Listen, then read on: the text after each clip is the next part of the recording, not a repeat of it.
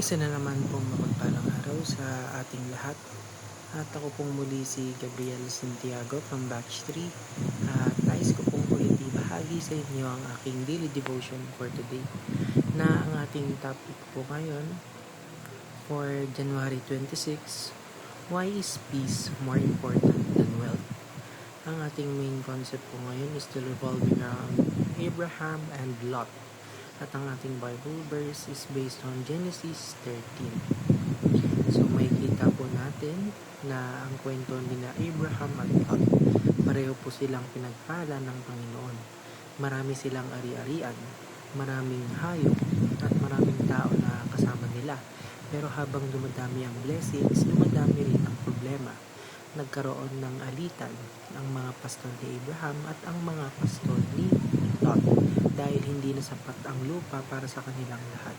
At dito po pumapasok ang unang aral natin, which is what looks good in the eyes is not always good.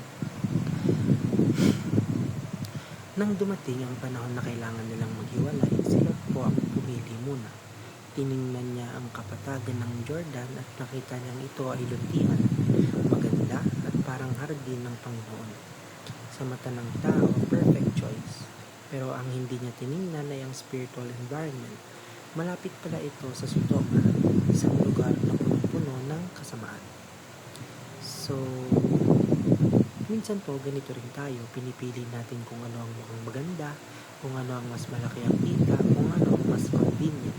Pero hindi natin tinatanong kung ikakabubuti pa ba ito sa ating faith, sa ating pamilya, at sa relasyon natin sa Diyos.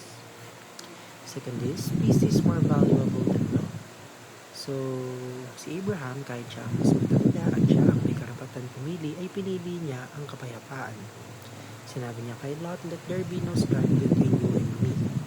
So, napakalalim po nito sa mundo ngayon, parang laging kailangan manalo at laging kailangan makuha ang best deal. Pero pinapakita sa atin ni Abraham na ang tunay na yaman ay hindi nasusukat sa lupa o ari-arian, kundi sa kapayapaan dala ng pagsunod sa Diyos. And lastly, raising a family in a godly culture should be top priority. Ang piniling lugar ni Lot ay nagmukhang blessing sa umpisa. Pero kalaunan ay naging dahilan ng pagkasira ng kanyang pamilya. Samantalang si Abraham, kahit mas simple ang lugar na napunta sa kanya, ay patuloy na nagtayo ng altar at sinamba ang Panginoon. So, sa uli po, pinapaalala sa atin ang kwento ito na ang tunay na pagpapala ay hindi lang kung gaano marami ang meron tayo, kundi kung gaano kalapit ng puso natin sa Diyos. Piliin natin ang kapayapaan, piliin natin ang tama, at higit sa lahat, piliin natin ang Diyos.